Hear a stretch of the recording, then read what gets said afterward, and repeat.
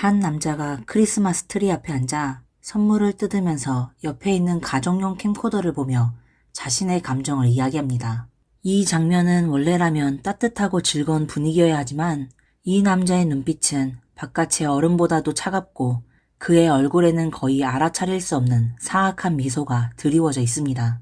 그의 허리춤에는 총기가 장착되어 있어 이 장면 전체가 위험하고 기이한 분위기로 가득 차 있습니다. 안녕하세요. 미스터리 수사국에 오신 것을 환영합니다. 오늘은 크리스마스에 실제로 일어난 사건에 대해 이야기해 보겠습니다. 1990년 12월 20일 미국 전역은 다가오는 크리스마스의 즐거운 분위기에 휩싸여 있었습니다. 이날 정오 한 대의 비행기가 유타주 솔트레이크 시티 공항에 착륙했습니다. 텍사스에서 온 티대 가족 5명은 기쁜 마음으로 공항을 나섰습니다. 이후 그들은 한 대의 고급 승용차에 올라타 외딴 조용한 마을로 향했습니다. 이들은 각각 51살의 남편 롤프, 49살의 아내 케이, 아내의 어머니인 70살의 베스, 그리고 두 딸인 20살의 리네이, 16살의 트리샤였습니다. 이 가족은 경제적으로 매우 풍족한 가정이었습니다. 아버지 롤프는 텍사스에서 대규모 상업용 세탁기 사업을 운영하며 가족에게 많은 부를 가져다 주었습니다. 텍사스는 겨울철에 눈이 거의 내리지 않기 때문에 크리스마스 분위기가 가득한 두터운 눈 속에서 시간을 보내고 싶었던 티대 가족은 몇 년 전 유타 외곽의 한 외진 계곡에 별장을 구입했습니다. 매년 크리스마스 휴가철마다 가족과 일부 친지들이 이곳에 모여 명절을 즐기곤 했습니다. 잠시 후 그들의 차는 비버 스프링스라는 상주 인구가 29명밖에 되지 않는 작은 마을에 도착했습니다. 자동차는 철제 울타리가 설치된 작은 길의 입구에 멈춰섰습니다. 그들의 별장은 이 작은 길 끝에 있었고 주요 도로에서 약 2마일 떨어져 있었습니다. 이 길은 눈이 많이 쌓여 일반 차량으로는 들어갈 수 없었습니다. 그래서 가족들은 미리 준비해둔 스노모빌에 나누어 타고 차가운 바람을 견디며 마침내 이번 여행의 목적지에 도착했습니다. 곧 가족들의 준비와 장식으로 별장은 따뜻하고 활기찬 크리스마스 분위기로 가득 찼습니다. 타오르는 벽난로 덕분에 집안은 매우 따뜻했고 아름다운 장식으로 꾸며진 크리스마스 트리 아래에는 가족들이 사랑하는 이들을 위해 준비한 선물들이 쌓여 있었습니다. 이틀 후인 12월 22일, 가족들은 다른 친지들이 도착하기 전에 솔트레이크 시티에 가서 미처 사지 못한 필수품들을 구입하기로 했습니다. 그래서 이날 아침 가족 5명은 서둘러 집을 나섰습니다. 그러나 그들은 몰랐습니다. 외부와 단절된 듯 보이는 이 숲속에서 이미 두 쌍의 차갑고 사악한 눈이 오랫동안 그들을 몰래 지켜보고 있었다는 사실을 말입니다. 티대 가족이 별장을 떠난 지 얼마 지나지 않아 2명의 청년이 숲에서 나와 별장으로 들어갔습니다. 이들은 각각 25살의 본 테일러와 21살의 에드워드 델리였습니다. 이들은 나이는 어렸지만 정부에서 공식 인증한 범죄자들이었습니다. 테일러는 여러 건의 강도 사건을 저질러 징역 10년형을 선고받았고 델리는 방화죄로 징역 5년형을 선고받았었습니다. 하지만 이들은 나이가 아직 젊고 교화 가능성이 있다는 이유로 1990년 10월과 11월에 각각 가석방되었습니다. 사회 복귀를 돕기 위해 정부는 그들을 임시 재활센터에 배치하고 빠르게 일자리를 찾을 수 있도록 지원했습니다. 그러나 심리적으로 매우 뒤틀린 이 두 남성은 재활센터에서 만나자마자 서로 오래된 친구처럼 가까워졌습니다. 이들은 충격적인 범죄를 다시 저지르기로 계획을 세웠습니다. 어느 날 밤 그들은 함께 재활센터를 탈출해 유타의 시골을 떠돌기 시작했습니다. 이들은 도둑질로 생계를 유지하며 범행 대상으로 삼을 만한 적합한 목표를 찾던 중 부유하고 행복해 보이는 티대 가족을 발견했습니다. 티대 가족이 장을 보러 간 틈을 타 테일러와 델리는 별장 안으로 침입했습니다. 그들은 마치 자기 집에 온 것처럼 행동하며 옷장에서 주인의 옷을 꺼내 자신의 마음에 드는 옷을 골라 입곤 냉장고를 열어 음식을 꺼내 배불리 먹었습니다. 이 2명 중 리더 역할을 맡고 있던 연장자 테일러는 별장에서 가정용 캠코더를 발견했습니다. 그는 크리스마스 트리 옆 소파에 앉아 자신을 촬영하며 바닥에 놓인 선물들을 하나씩 꺼내 풀어보기 시작했습니다. 테일러는 가족들이 서로 주고받은 선물에 대해 속으로는 부러움과 질투를 느꼈지만 겉으로는 이를 비웃고 조롱하는 표정을 지었습니다. 그러던 중 그는 포장된 선물 중 하나에서 가족 사진첩을 발견했습니다. 사진첩에는 주로 이 집 두 딸인 리네이와 트리샤의 사진이 담겨 있었습니다. 젊고 아름다운 소녀들의 사진을 보며 두 범인은 더욱 사악한 계획을 마음속에 세우기 시작했습니다. 그 후 테일러와 델리는 자신들의 친구들에게 전화를 걸어 지금 진행 중인 범죄와 앞으로 저지를 끔찍한 행위들에 대해 자랑했습니다. 몇 시간 뒤 장을 마친 티대 가족이 별장으로 돌아와 눈길 입구에 도착했습니다. 하지만 스노모빌 한 대가 고장나는 바람에 아버지 롤프와 막내딸 트리샤가 이를 수리하기 위해 따로 움직였습니다. 반면 큰딸 리네이는 작동 가능한 스노모빌을 몰아 어머니 케이와 외할머니 베스를 데리고 먼저 별장으로 돌아왔습니다. 그날 기온은 영하 20도 이하로 매우 추운 날씨였습니다. 모터를 운전하는 리네이는 손이 꽁꽁 얼었기 때문에 스노모빌을 멈추자마자 먼저 집 안으로 뛰어들어갔고 주방으로 달려가 따뜻한 물로 손을 녹이기 시작했습니다. 그런데 그녀의 시야에 방 한구석에 서 있는 사람의 형상이 들어왔습니다. 처음에는 그녀가 다음날 도착할 예정이었던 사촌이 일찍 온 줄 알고 반가운 마음이 들었습니다. 하지만 자세히 보니 그 사람은 사촌이 아니라 머리가 지저분한 곱슬머리를 한 얼굴이 어두운 낯선 남성이었습니다. 그는 총기와 같은 물건을 들고 있었는데 바로 범인 중 연장자인 테일러였습니다. 리네이는 이 갑작스러운 위협에 놀라 그 자리에서 얼어붙었습니다. 그때 어머니 케이가 시각장애가 있는 외할머니 베스를 부축하며 집 안으로 들어왔습니다. 그러자 문 뒤에 숨어있던 델리가 총기를 들고 나타나 문을 막아선 채 새 여성을 집 안에 가둬버렸습니다. 케이는 어두운 표정의 두 남성을 보자마자 딸과 어머니를 자신의 뒤로 숨기고 차분하고 평화로운 목소리로 테일러에게 말했습니다. 우리 가족을 해치지만 않는다면 원하는 돈을 모두 줄게요. 그러나 그녀의 말이 끝나기도 전에 총성이 울렸습니다. 머리에 총을 맞은 케이는 그 자리에서 쓰러져 반응을 보이지 않았습니다. 곧이어 두 번째 총성이 들렸고 이번에는 외할머니 베스가 붉은 피 웅덩이에 쓰러졌습니다. 리네이는 몇 분 전만 해도 자신과 이야기하던 어머니와 외할머니가 눈앞에서 죽임을 당하는 모습을 보고 충격으로 아무 소리도 낼 수 없었습니다. 그녀는 이것이 깨어날 수 없는 악몽이라고 느꼈습니다. 그리고 다음 차례는 자신일 것이라고 생각했습니다. 그러나 테일러와 델리는 그녀를 해치지 않고 작은 침실에 가둔 뒤 문을 잠갔습니다. 두 명의 범인은 케이와 베스의 시신을 집의 테라스에 숨겨놓고 방을 간단히 정리한 뒤 리네이를 다시 불러냈습니다. 리네이는 이미 어느 정도 침착함을 되찾은 상태였고 남은 가족인 아버지 롤프와 여동생 트리샤를 보호하기 위해 빠르게 상황을 판단하기 시작했습니다. 이 두 범인이 계속 여기 머문다면 아버지와 여동생이 돌아왔을 때 큰 위험에 처할 것이 뻔했기 때문입니다. 리네이는 급히 테일러와 델리에게 빨리 이곳을 떠나라고 설득하며 심지어 자신이 인질로 따라가겠다고까지 제안했습니다. 하지만 그때 집 밖에서 스노모빌 엔진 소리가 들려왔습니다. 롤프와 트리샤가 함께 돌아온 것입니다. 롤프는 딸과 함께 스노모빌을 멈춘 뒤 집으로 들어갔고 곧바로 델리가 집 밖으로 뛰쳐나와 총기로 그들을 제압해 별장 안으로 데려갔습니다. 집 안에 들어선 롤프는 바닥에 남아있는 핏자국과 눈물에 젖어 두려움에 떨고 있는 큰딸 리네이를 보았습니다. 그는 아내와 장모가 이미 목숨을 잃었을 가능성이 높다는 것을 직감했습니다. 마음속으로는 두려움에 가득 찼지만 아버지로서 그는 본능적으로 두 딸을 지키기 위해 최선을 다하려 했습니다. 그는 아내 케이처럼 차분한 목소리로 두 범인에게 가족만 해치지 않는다면 어떤 경제적 요구도 들어주겠다고 말했습니다. 그러면서 주머니에 있던 모든 현금을 꺼내 바닥에 놓았지만 테일러는 그의 말을 듣고 비웃기만 했습니다. 테일러는 총기를 들어 롤프의 머리를 겨냥하며 발사했지만 첫 번째 시도는 무기가 제대로 작동하지 않아 실패했습니다. 이 순간 롤프는 얼굴이 창백해질 정도로 겁에 질렸지만 여전히 두 범인을 설득하려고 노력했습니다. 하지만 냉혹한 테일러는 그의 말을 전혀 들으려 하지 않았습니다.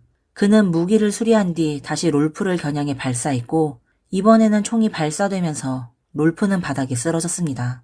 이어 테일러는 델리에게 롤프의 머리에 또 한 번 발사하라고 지시했습니다. 이후 두 범인은 방 곳곳에 휘발유를 뿌리며 모든 증거를 없애기 위해 집을 불태우기로 했습니다. 집에 불을 지른 뒤 그들은 리네이와 트리샤를 데리고 집 밖으로 나왔습니다. 두 자매에게 각각 스노모빌을 운전하게 하고 두 범인은 뒤에 타 총기로 그들을 통제하며 도로 방향으로 이동했습니다. 잠시 후 네 사람은 작은 길과 큰 길이 교차하는 지점에 도착했습니다.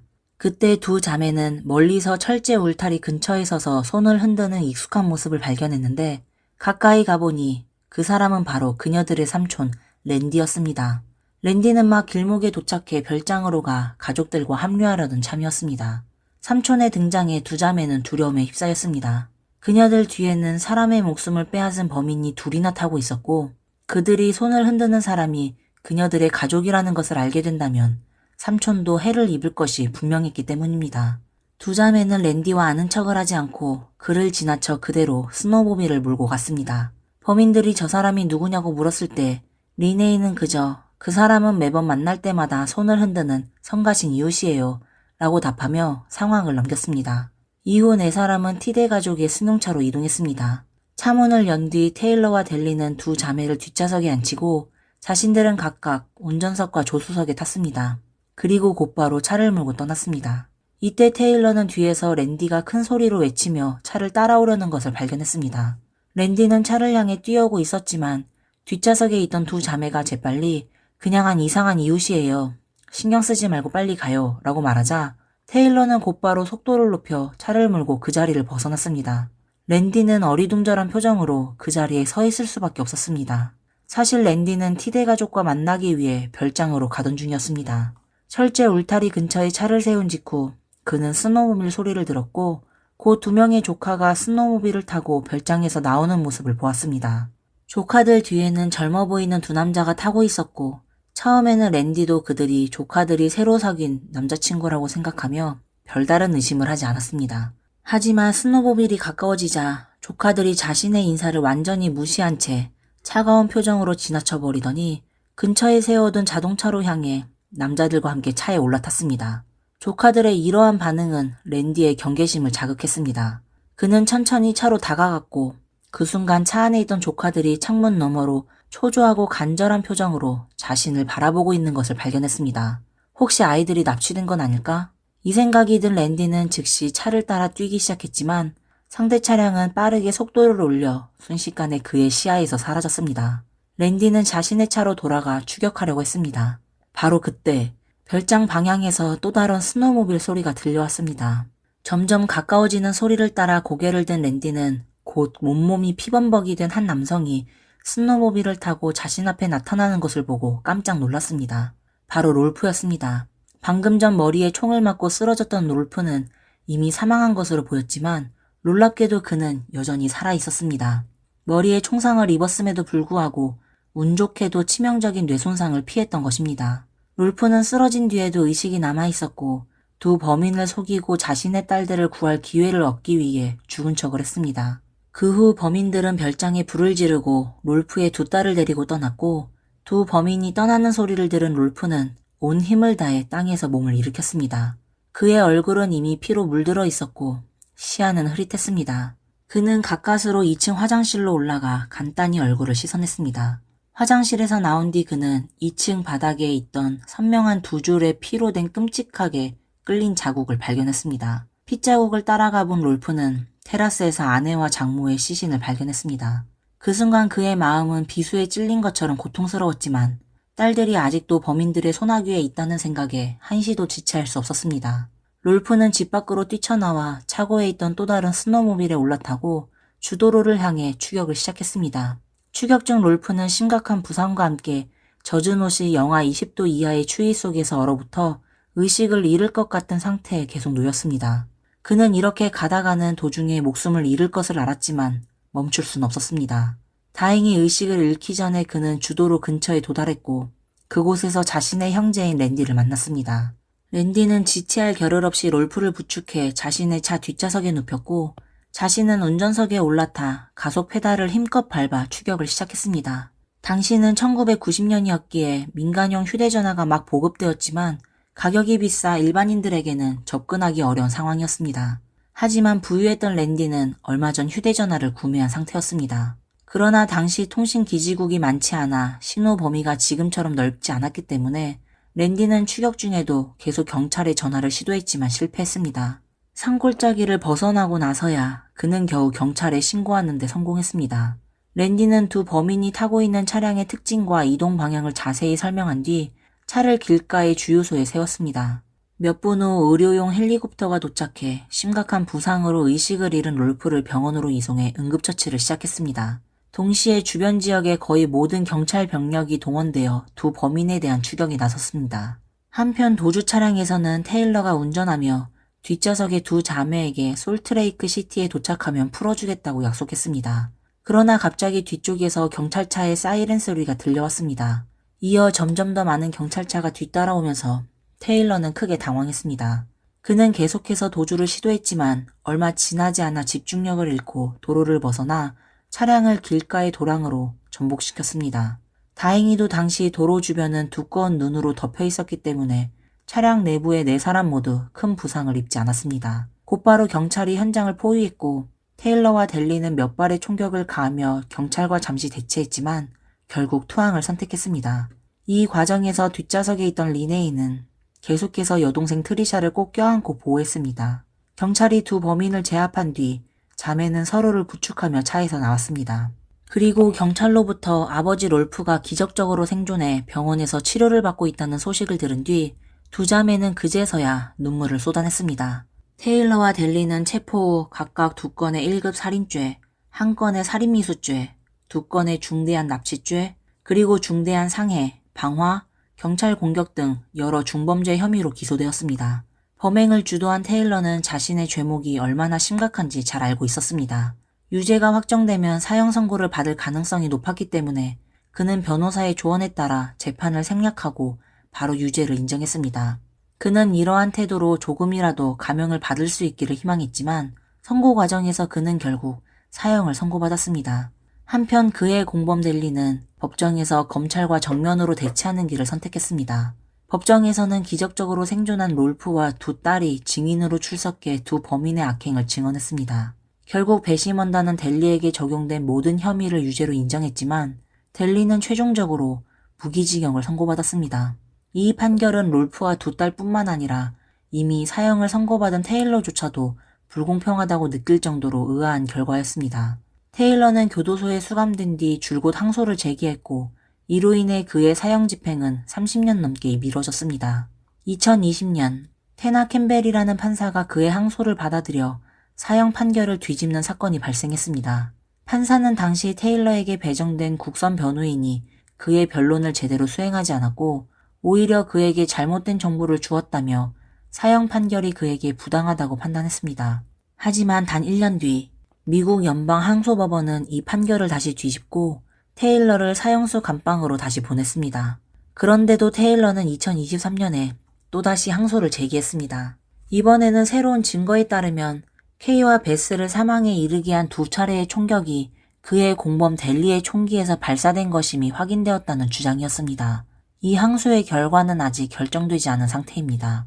이 사건에서 가장 인상 깊은 점은 범인의 냉혹함과 잔혹함뿐만 아니라 티대 가족의 강력한 가족애와 가족을 지키기 위해 기꺼이 희생하려는 정신이었습니다. 머리에 총상을 입고도 기적적으로 살아남은 롤프는 사건 이후 곧바로 불에 타버린 별장을 철거하고 새로 지었습니다. 그리고 그는 매년 크리스마스마다 가족들과 함께 이곳에서 시간을 보냈습니다. 그리고 그의 남은 삶은 두 딸과 함께하며 그들의 곁을 지키는 데 바쳤습니다. 롤프는 결국 2008년 가족들의 품에 둘러싸여 평온하게 세상을 떠났습니다. 오늘의 이야기는 여기까지입니다. 끝까지 시청해주신 여러분께 진심으로 감사드리며 다음 영상에서 다시 뵙겠습니다. 감사합니다. 안녕하세요. 미스터리 수사국에 오신 걸 환영합니다. 오늘은 한 한인 이민 가정의 비극적이고 충격적인 실화를 소개합니다. 아메리칸 드림을 쫓아 미국에 정착한 이 가족의 이야기는 다큐멘터리로 제작되어 미국에서 방영되었고 2023년 개봉한 한국 영화 오픈 더 도어의 영감이 되기도 했습니다. 이 이야기의 주인공은 부모와 아들, 딸로 이루어진 네 식구입니다. 원래 이 가정은 한국에서 유력한 엘리트 가문 출신이었습니다. 아버지는 부유한 집안 출신으로 고위 군인이었다가 약국에서 근무하게 되었습니다. 어머니 역시 약학 관련 직업에 종사하고 있었습니다. 이들은 서울의 고층 아파트에 거주하던 중 비극적인 사건을 겪게 됩니다. 비극은 이들의 첫째 아들이 초등학생일 때 일어났습니다.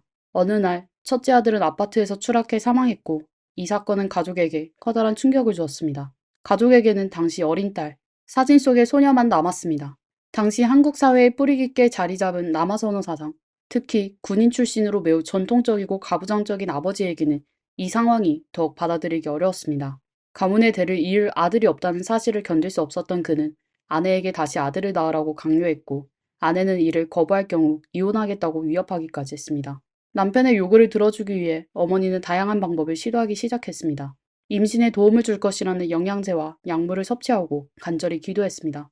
그 노력 덕분인지 마침내 이들 가족에게 아들, 즉 사진 속의 막내 아들이 태어났습니다.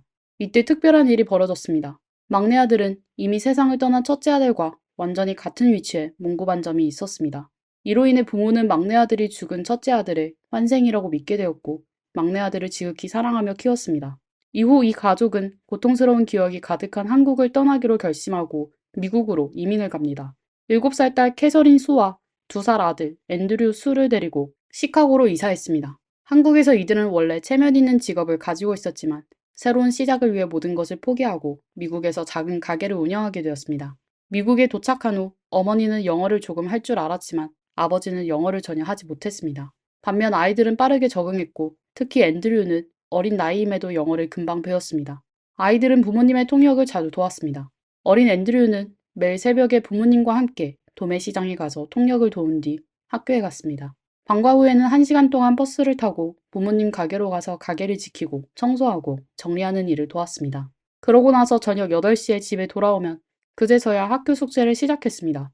그럼에도 불구하고 그는 학교에서 항상 우수한 성적을 유지하며 매우 똑똑하고 착한 아이로 평가받았습니다. 하지만 딸 캐서린은 아버지와 좋은 관계를 맺지 못했습니다. 아버지와 캐서린은 자주 충돌했고 앤드류는 나중에 이렇게 말했습니다. 아빠가 누나를 싫어한다고 생각했어요. 아버지와 딸의 관계가 얼마나 나빴는지 알 수 있는 대목입니다. 예를 들어 아버지가 딸에게 지시를 내릴 때도 아들인 앤드류를 더 명백히 편애하는 태도를 보였습니다. 이런 일들로 인해 가족 간의 갈등이 더욱 심화되었습니다.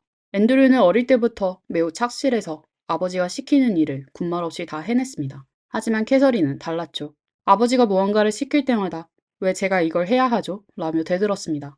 이런 태도는 아버지를 화나게 했고 그는 늘 넌 내 딸이 아니야 라고 말하곤 했습니다. 심지어 자주 캐서린을 때리기까지 했습니다.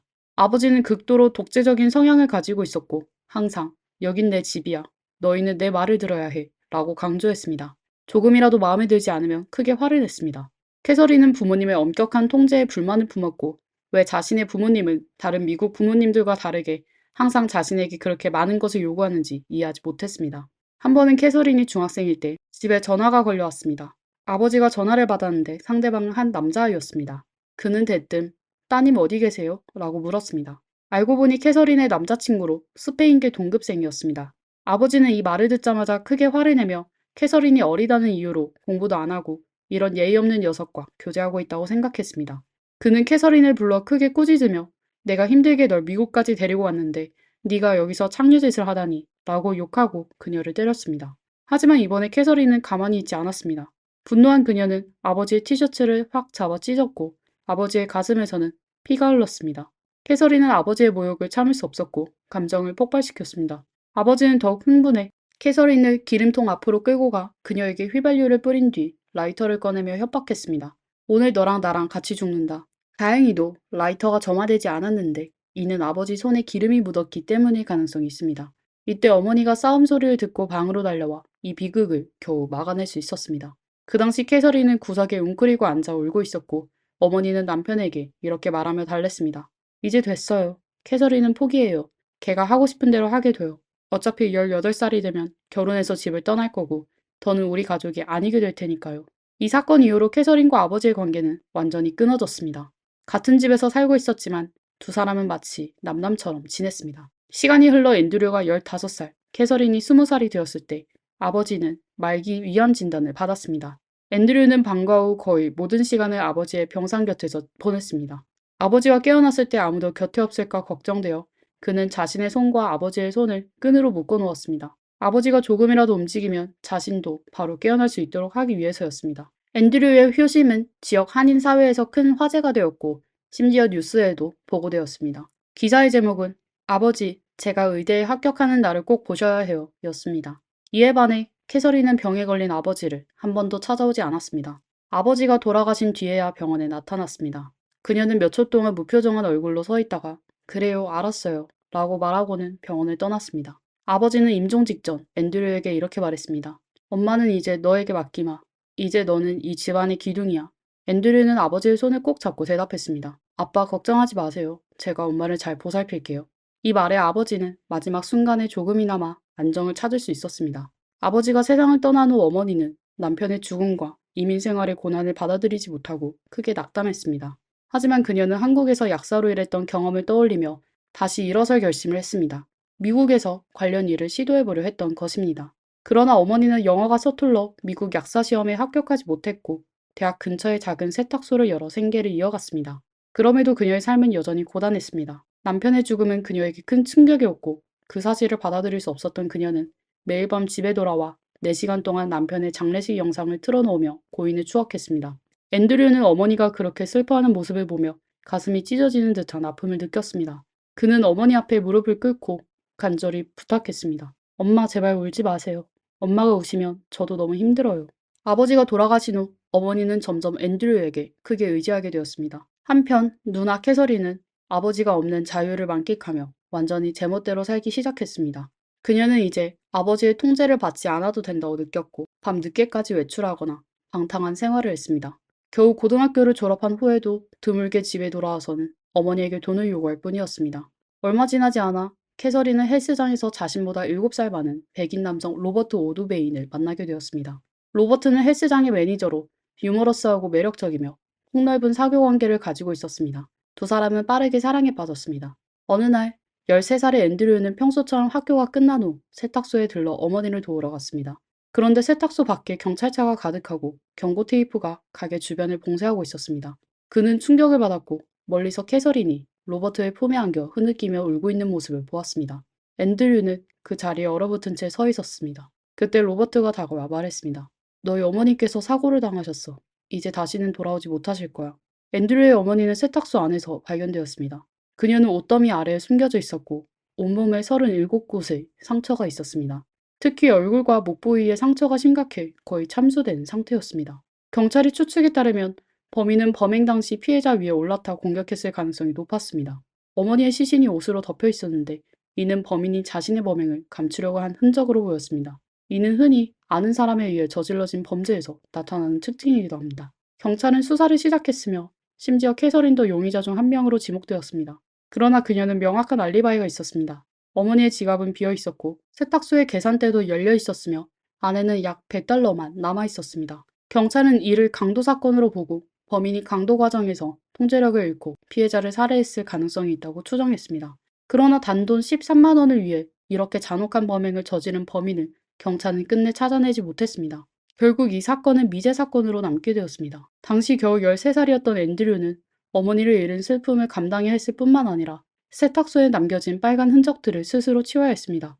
그는 경찰이 왜 범인을 잡지 못하는지 분노와 의문을 품었습니다. 앤드류는 캐서린과 이야기를 나누며 어머니를 위해 정의를 세우고 싶다고 했지만 로버트는 냉소적으로 말했습니다. 경찰이 범인을 절대 잡지 못할 거야. 캐서린도 이에 동의하며 말했습니다. 맞아, 앤드류. 범인을 잡는 게 그렇게 쉬운 일이 아니야. 경찰도 못하는 걸 우리가 어떻게 하겠어? 이제 모든 걸 잊고 잘 살아가는 게 더 중요해. 어머니가 돌아가신 후 캐서린은 곧바로 로버트를 집으로 들였습니다. 부모님이 살던 집은 갑자기 세 사람이 집이 되었고 캐서린과 로버트는 들어오자마자 어머니의 사진과 유품을 모두 치워버렸습니다. 이 일은 앤드류를 크게 불쾌하게 만들었지만 겨우 13살의 그는 아무것도 할 수 없었습니다. 앤드류는 남은 가족이라고는 캐서린 뿐이었기 때문에 마지막 혈육을 잃고 싶지 않아 누나와 로버트의 모든 선택에 침묵할 수밖에 없었습니다. 로버트가 집에 돌아온 후 그는 점점 가장의 역할을 하기 시작했습니다. 로버트는 앤드류에게 운전을 가르치고 함께 식사와 여행을 하며 점차 가족의 일원이 되어갔습니다. 앤드류의 어머니가 세상을 떠난 후 그녀는 막대한 재산을 남겼습니다. 이 재산에는 그녀의 보험금과 아버지가 모아둔 저축이 포함되어 있었으며 총 약 80만 달러, 10억 원에 달했습니다. 1988년 기준으로도 엄청난 액수였으며 2023년의 화폐 가치로 환산하면 약 29억 원에 해당합니다. 앤드류가 미성년자였기 때문에 법적 후견인인 캐서린이 이 돈의 실제 수혜자가 되었습니다. 캐서린은 이 돈을 상속받은 후 부모님의 옛 집을 빠르게 매각하고 그 돈으로 당시 유행하던 시카고 교외에 고급 타운하우스를 구입했습니다. 그녀는 옛 집에 있던 모든 물건을 처분하고 새로운 가구와 장식품으로 집을 채웠습니다. 유럽에서 수입한 식탁과 장식장 같은 고급 가구들로 꾸미고 BMW와 제규어 같은 고급 차량도 추가로 구입했습니다. 캐서린은 자신만 호화로운 생활을 누린 것이 아니라 남자친구 로버트의 삶도 완전히 바꾸어 놓았습니다.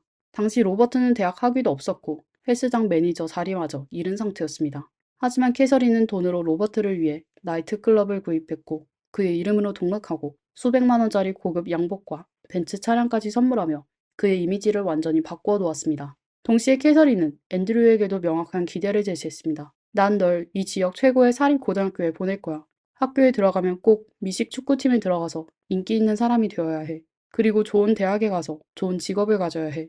네가 할 일은 그것뿐이야.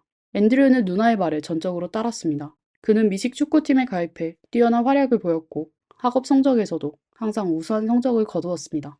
아시아 학생이 거의 없던 학교에서 그는 학교의 사회적 무리에 완벽히 어울리며 3년 연속으로 반장을 맡아 학교의 스타로 떠올랐습니다. 같은 학교에 다녔던 한 한국계 학생은 앤드류를 이렇게 회상했습니다. 앤드류는 마치 스타 같아요. 그의 배경은 우리와 같았죠. 우리도 이민자 가정 출신이었으니까요.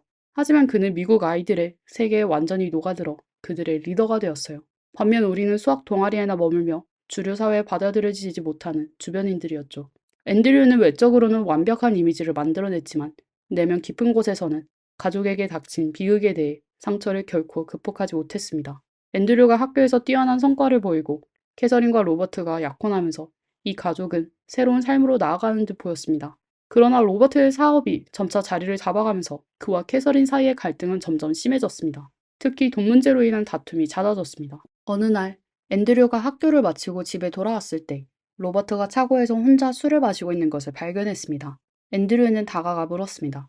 형, 여기서 뭐 하고 있어요? 로버트는 이미 술에 취해 있었고 앤드류에게 앉으라고 손짓했습니다. 앤드류가 자리에 앉자 로버트는 캐서린에 대해 불만을 털어놓기 시작했습니다. 이 모든 게 캐서린 때문이야.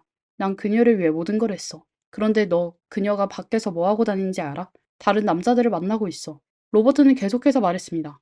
우리가 왜 아직도 같이 있는지 알아?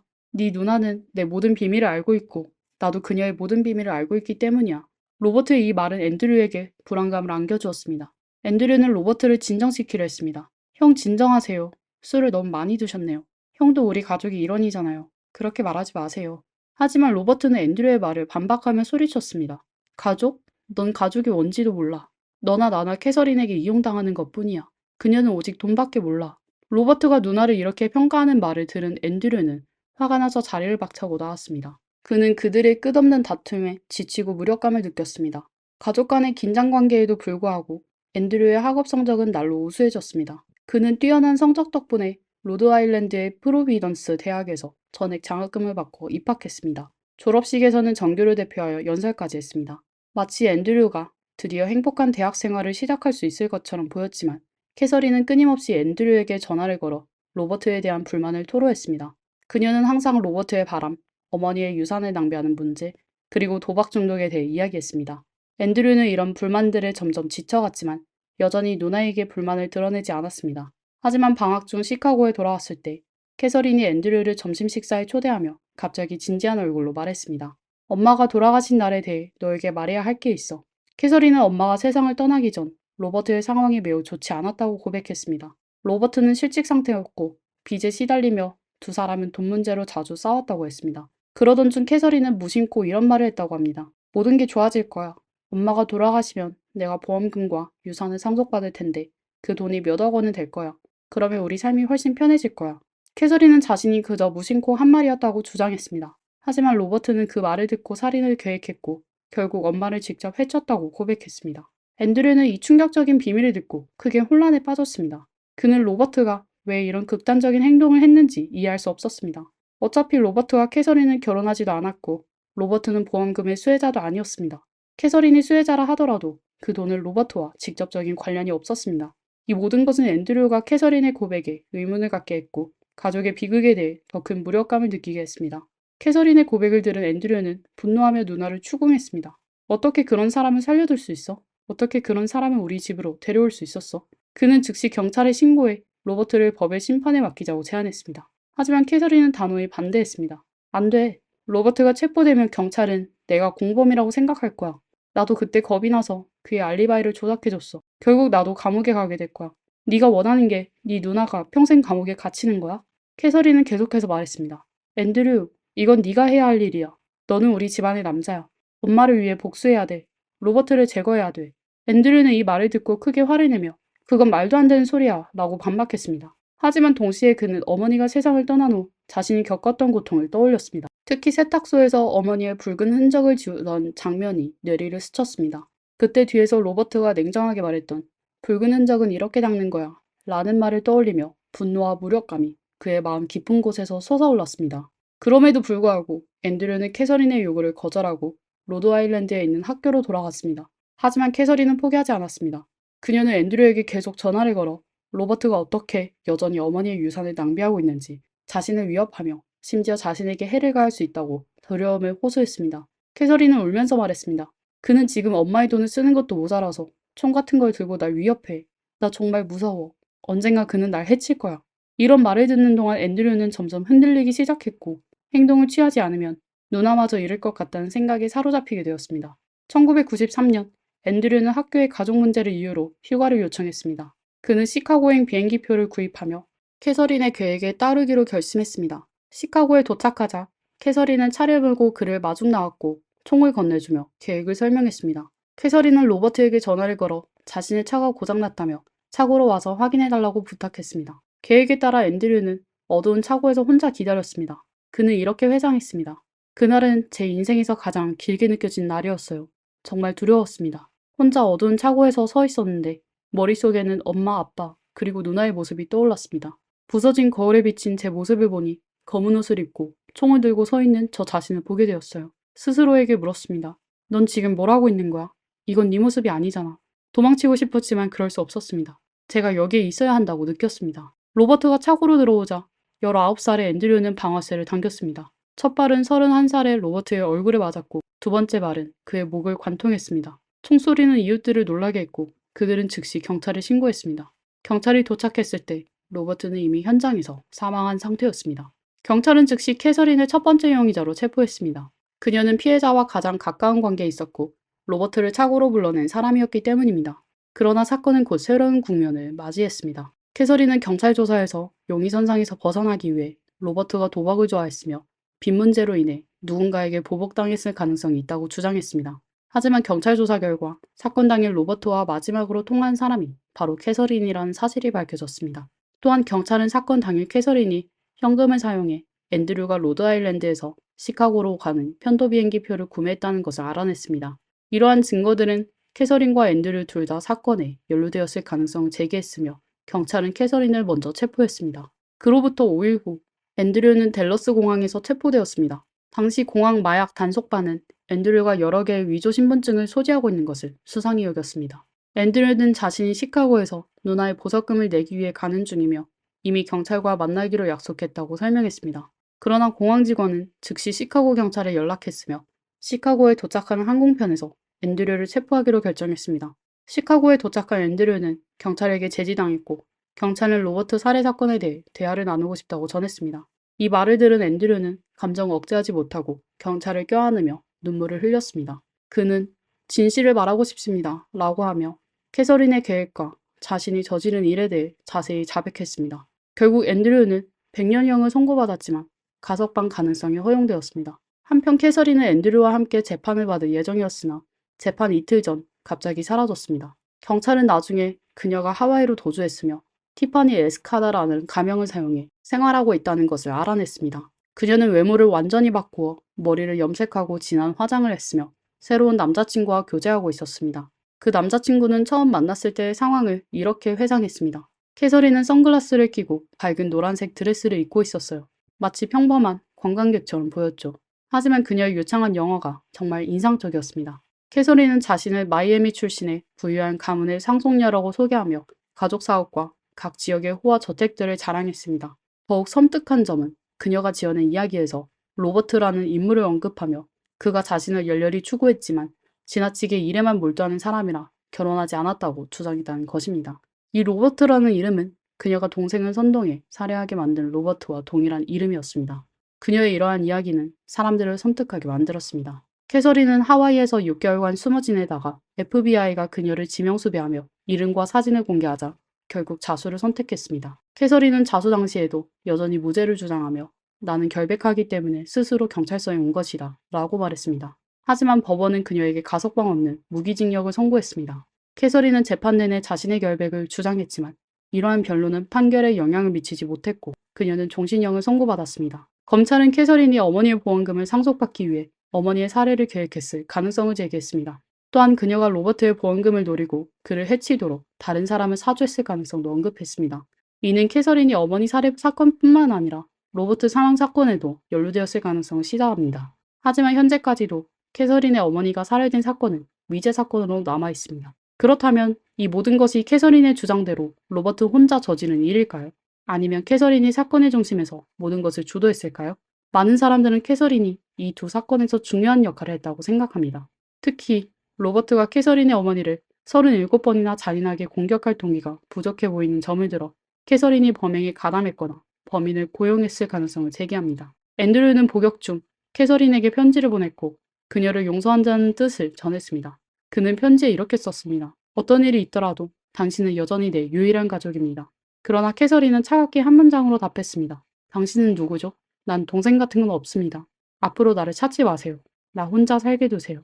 이후로 캐서린은 모든 방문객과의 면회를 거부했습니다. 앤드류는 현재까지 30년 이상 복역 중입니다. 그는 수감 생활 동안 검안사 자격증을 취득하고 여러 교화 프로그램에 참여했으며 교도소 내 호스피스 부서에서 자원봉사를 했습니다. 그는 모범수로 평가받으며 자신을 바꾸기 위해 노력하고 있습니다. 몇 년 전 한국 사회가 그의 이야기를 알게 된 후 일부 사람들이 앤드류를 양자로 입양하려는 제안을 하기도 했습니다. 또한 주지사에게 여러 차례 탄원서를 제출하며 그의 조기 석방을 요구했습니다. 그의 형량은 항소를 통해 80년으로 줄어들었지만 여전히 긴 형기입니다. 다만 법적으로 그는 2035년에 가석방을 신청할 수 있습니다. 현재도 한국 커뮤니티는 앤드류의 조기 석방을 위해 힘쓰고 있습니다. 지난달에는 새로 취임한 주지사에게 새로운 탄원서를 제출하며 앤드류에게 두 번째 기회를 줄 것을 요청했습니다.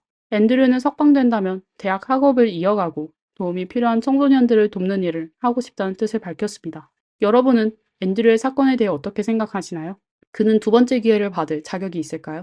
일부는 그가 큰 잘못을 저질렀지만 성장 과정에서 겪은 조종과 가정 환경을 고려하면 동정할 만한 여지가 있으며 그가 새 출발을 할 기회를 줘야 한다고 주장합니다. 반면 그가 의도적인 범죄에 가담했으니 자신의 행동에 대한 대가를 끝까지 치러야 한다는 의견도 있습니다. 어쨌든 앤드류의 이야기는 많은 이들에게 깊은 인상을 남겼으며 가족, 책임, 그리고 선택의 복잡한 관계를 보여줍니다. 더 알고 싶은 사건이 있다면 댓글로 남겨주세요.